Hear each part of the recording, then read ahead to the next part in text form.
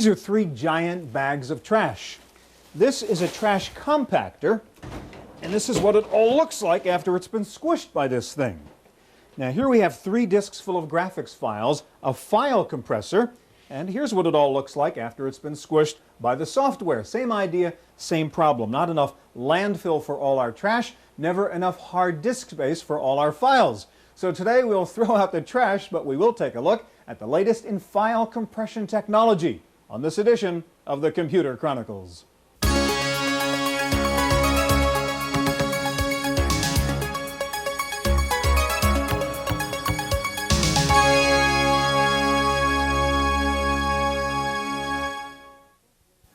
Computer Chronicles is made possible in part by the Software Publishers Association, which reminds you it's a federal offense to copy software, and by PC Connection and Mac Connection, and by Byte Magazine, and BIX, the Byte Information Exchange. Welcome to the Computer Chronicles. I'm Stuart Chaffee, and with me this week is Jan Lewis. Jan, on our computer here, we have a file up here you can see called Demo Doc, and it right now takes up about 60K of space. I also have on here a file compression program called LHA. It's a public domain program. You can get it on bulletin boards, and we're in the process of compressing that 60K file right now.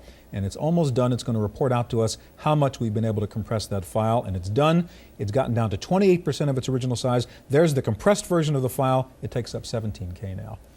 All right, we know there's no free lunch, there's no perpetual motion machine, but where did the 40K go? How do we do this?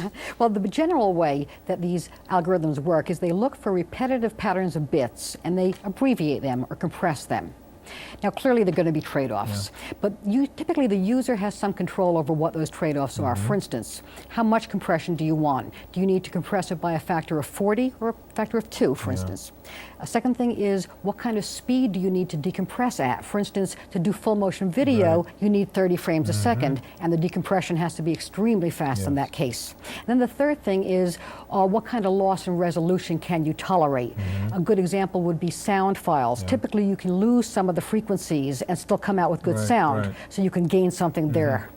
Well, Jan, today we'll look at several different approaches to file compression, software utilities, and hardware add-ons, and we'll squeeze lots of files on a Mac and on a 486 PC. Now, when you're dealing with video images, as Jan said, the file size problem and the speed of file decompression really become critical. We're going to start with a visit to Super Mac Technology in Sunnyvale, California, to learn about 2 compression products called Realtime and the Video Spigot.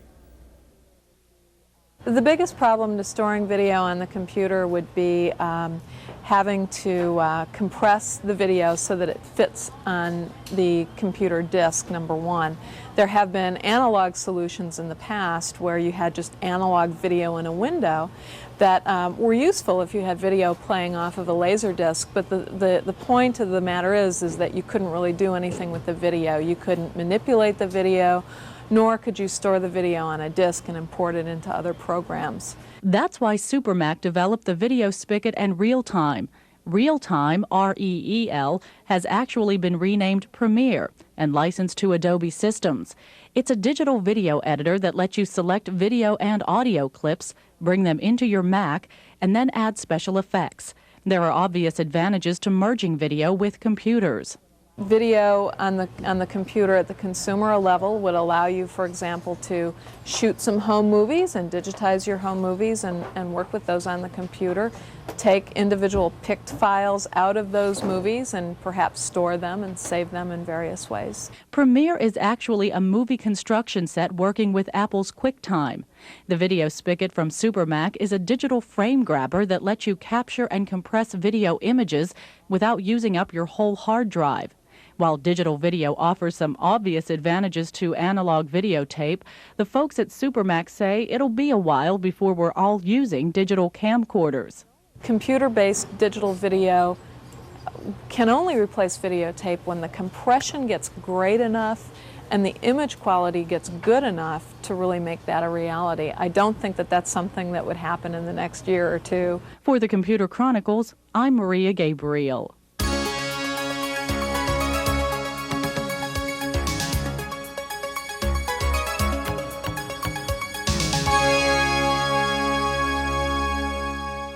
We're going to take a look now at two different approaches to file compression on your PC. Here to show us the software solution called PKZip is Mr. PK, Phil Katz, president of PKware.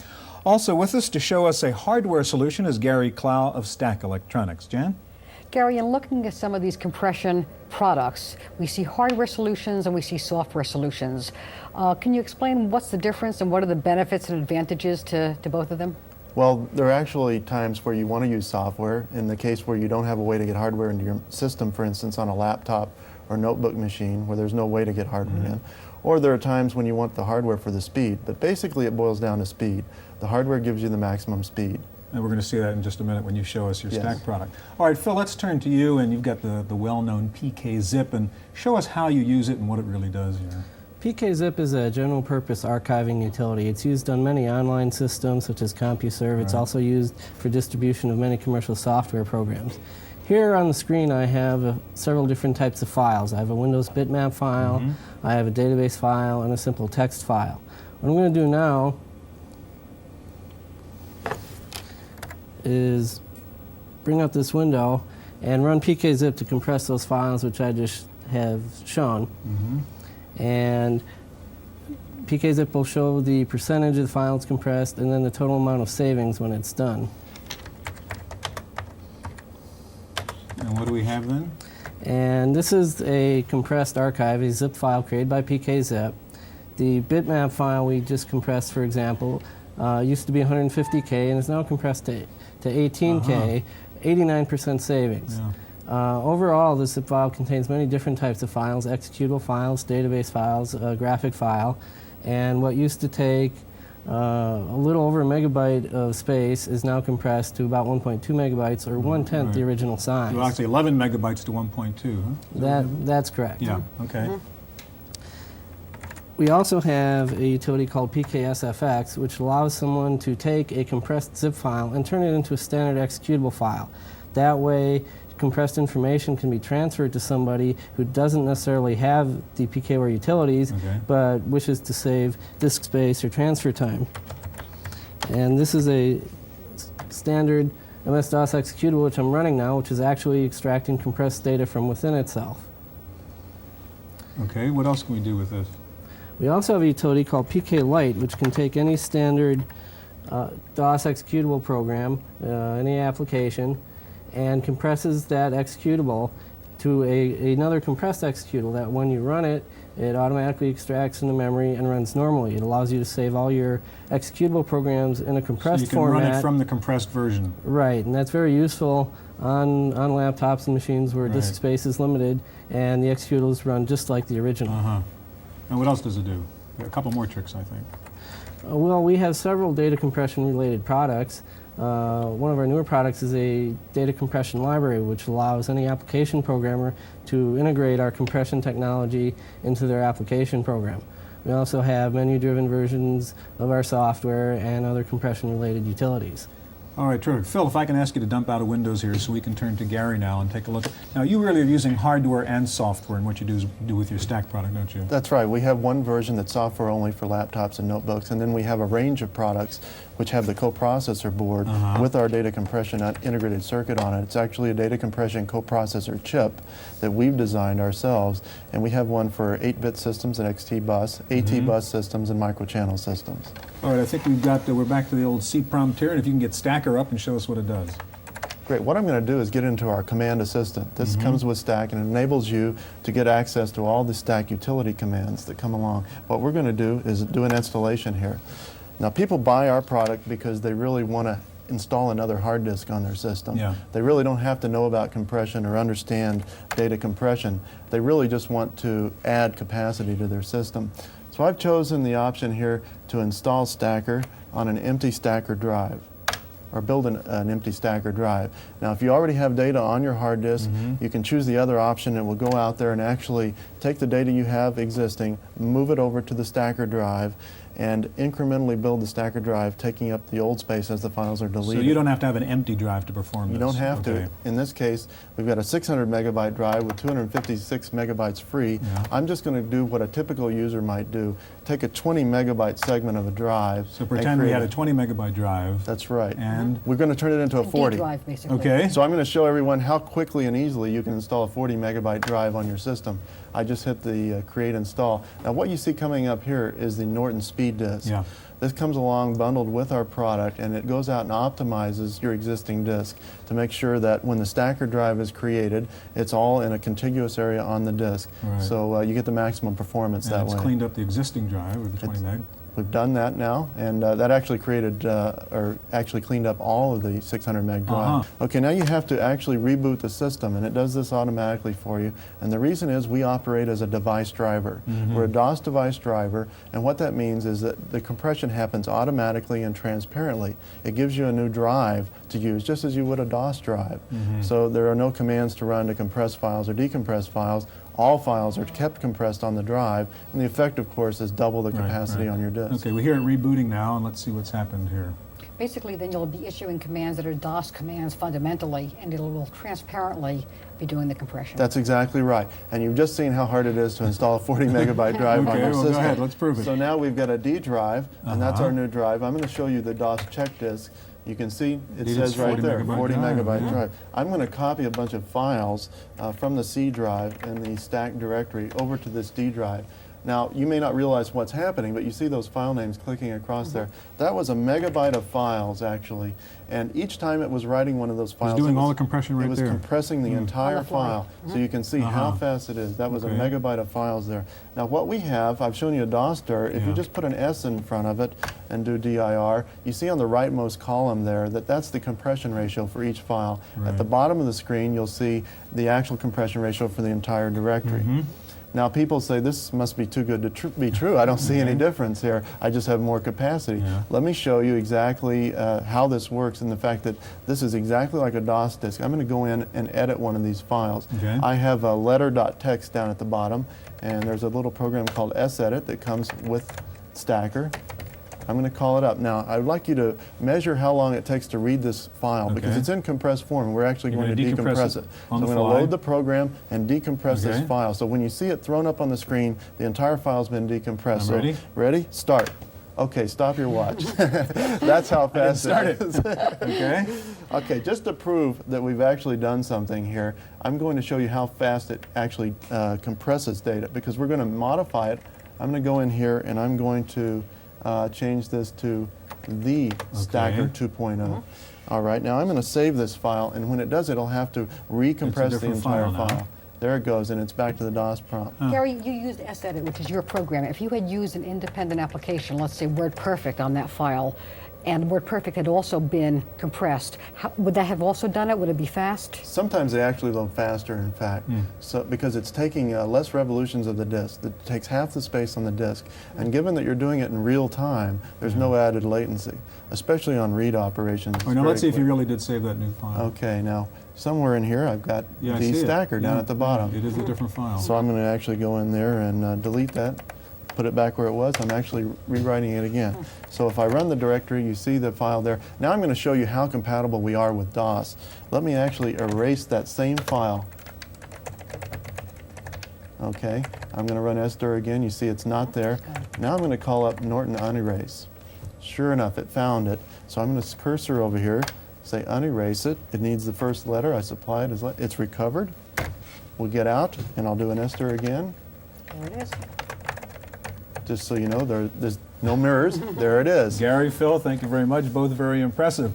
Well, the trouble with wonderful, colorful graphic images is they take up a lot of disk space and a lot of access time. At the Siebold Desktop Publishing Conference held recently in San Jose, we took a look at several new compression products designed especially for graphics files. Computer users want file compression utilities so they can save storage space and transfer time. Here at the Siebold Conference, the 25,000 attendees saw a wide range of products that do just that. Transfer time is the problem when you need to transmit an image across a network or across the world. Storm Technology was showing off one solution to that problem. newspapers work with deadlines. They want to get their information there as quickly as possible. So when Gorbachev, the coup was in Moscow, there were people ready there to have the pictures, compress them, send them over, so that we have this information as soon as possible available for us in the next edition of the newspaper. But for many computer applications, quality is just as important as time. At the Handmade Software booth, they were saying you can get both. For example, a normal 640 by 480 file that you've scanned in would be about a megabyte in size. Well, compressing the file using JPEG compression lowers the file size to anywhere between 1/20th and 1/25th of the size. So now you're talking to having a file which is maybe 40K. Well, sending a 40K file over a modem is obviously preferable to sending a 1 megabyte file. There has to be a trade-off for that degree of file compression. But Daniel Kemp of Radius says the quality you lose is virtually unnoticed if you use the right products. Well, the drawbacks are obvious, that you lose data when you compress, but the benefit to that is you can get almost exactly the same quality. You're going to lose, of course, the user chooses between image quality and compression ratio, but you can get almost the same quality at a fraction of the image size. The newest generation of file compression products aimed at the graphics market tries to solve the time versus quality problem by giving the user control over what parts of a graphic image file to compress. Another very important feature is that it really allows you to select different areas within the pictures, so you as a user can decide which area you want to have the most quality. This is very important if you, for example, have text and logos in pictures where you really want to have the best quality, and as a user you really want to select that. The file compression products here at the Siebold conference range from software solutions to hardware add-ins. The software approach is cheaper, the hardware approach is faster. For the Computer Chronicles, I'm Maria Gabriel.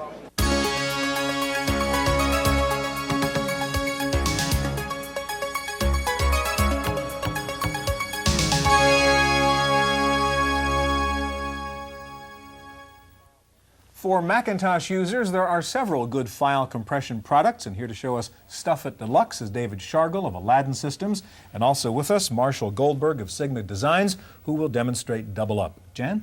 Marshall, earlier we saw some PC compression products. Now we're going to be seeing Mac ones. Now, is there something about the Macintosh or NuBus that makes it harder, easier, different, or are there things that you have to take into account when you implement a product? Well, basically they're the same. Of course, you need Macintosh software and good Macintosh engineers, which we have, but it's very similar to how the two work together. In the NuBus? Mm-hmm, in NuBus or in a different Macintosh PDS. All right, let's turn to Stuff It Deluxe then, David, and a lot of us are familiar with Stuff It from early shareware days. Show us the new product and what it can do. What I was going to illustrate is one of the major differences between the earlier versions and this current version, which is the Magic Menu Finder extension. What we allow you to do is be at the Macintosh Finder and select any file or folder or a combination of those. In this case, I'm going to choose a folder that has a number of graphic documents and word processing documents, and I'm going to go to the Magic Menu and select the Stuff command. What's going to happen now is that Stuff It Deluxe is automatically going to appear and begin compressing all those files, maintaining the directories or folders, and compress it into a single archive. What we're then able to do is go into that archive if we so choose. We can send it right off to somebody. Or in the case what I'm going to do now, here's our new archive. By double-clicking on it, we're going to go into the Stuff It Deluxe application. I'm going to illustrate that we can manipulate these archives. Here's the window that appears with our Documents folder, and inside here are the other items that appeared. One of the mechanisms for manipulating an archive is that I can create multiple archives. In this case, I'm going to create a file that I'm going to send to an output service. And I can simply take the graphic documents that I needed to send and drag them into the other folder. We're also able to rename, copy, move things within the archives.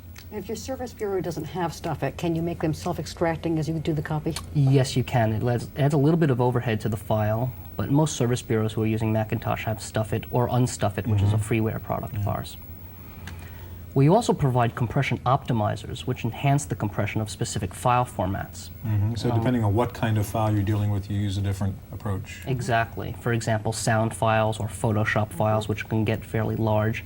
We also include a JPEG module for 24-bit graphic compression. David, for users who might find this a little bit complicated, is there an online help that sort of guides you through this process? We have something that is called online documentation. We basically provide almost the entire manual online that's readily accessible, both in Magic Menu or in the application itself. Okay, great. I'm going to ask you to get out of Stuff It if you can and slide the mouse over to Marshall so that we can take a look at Double Up. While he's doing that, Marshall, you've got a board there. Once again, we're going from a pure software solution to a software hardware solution, and describe what's on the card.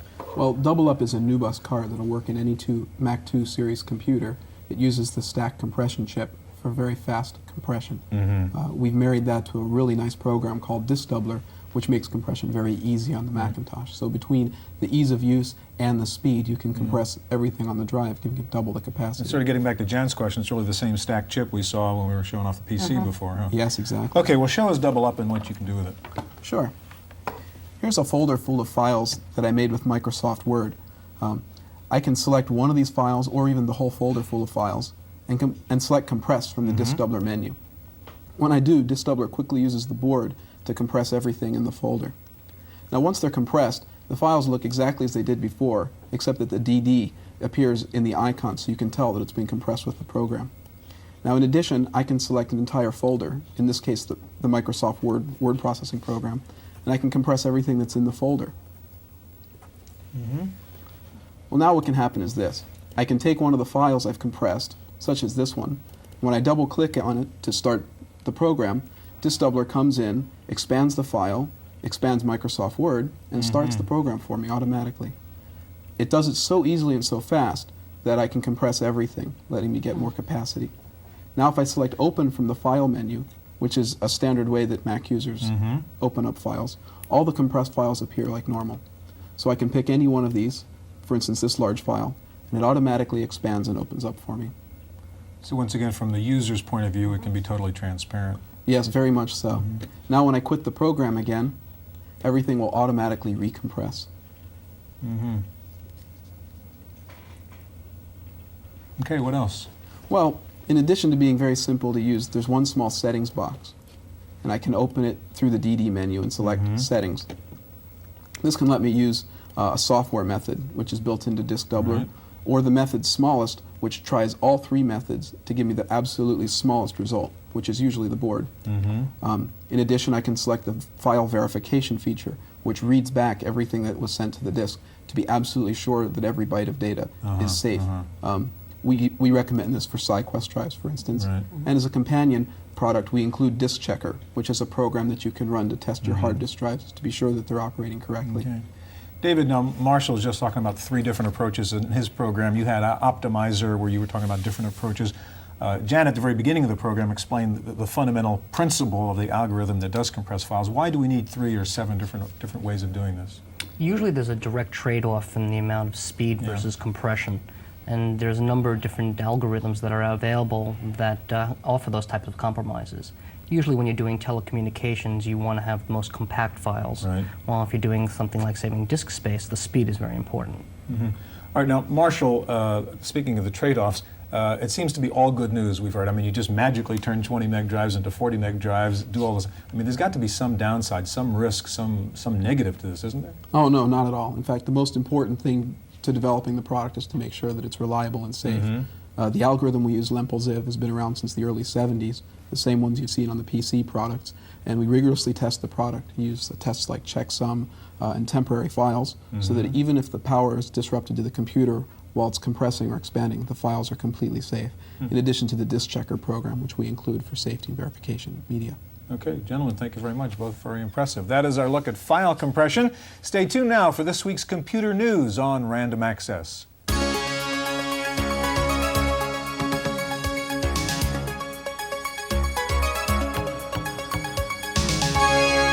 In the Random Access file this week, IBM has introduced a new clone killer, a 386SX version of the PS1.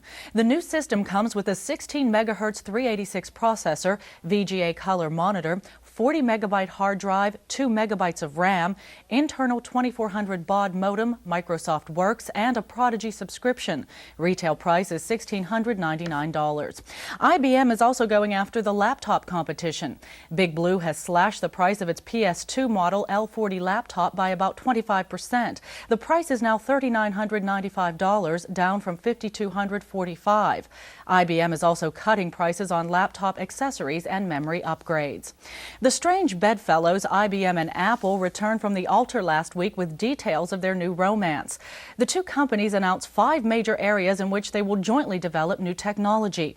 Leading the list is multimedia computers, object-oriented software, new network utilities to make it easier to link Macs and IBM compatibles, and a new operating platform that will work across both systems using RISC hardware. In a big boost for Motorola, Apple and IBM said they would jointly develop a new microprocessor based on the Motorola Power PC chip, a single-chip RISC CPU. Apple and IBM said they plan to use the chip in their future personal computers and workstations. With fall Comdex just around the corner, there are lots of new products being announced. Compaq heads the list with a new color laptop called the 486C. In addition to a 486 processor and 256 color capability, the new Compaq comes with a 120 megabyte hard drive and a standard 4 megs of RAM. The Compaq 486C portable runs on AC only. The company says the computer is aimed at the technical market. List price is just under $10,000. Slate Systems has taken the next step toward the electronic book by introducing PenBook, a new electronic publishing system designed for pen-based computers. The system will run on an IBM or a Macintosh and includes the Pen Author and Pen Reader utilities, which can convert any PostScript file to be readable on a pen-based computer screen.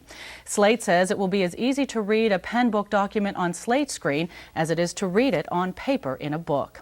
Well, Grid Systems has just announced the first internal 9600 baud modem for laptop computers. The new Grid modem is both a data and fax modem. It will also work in the new Grid Pen computer. Price is about $1,000. It's due to ship shortly after Comdex.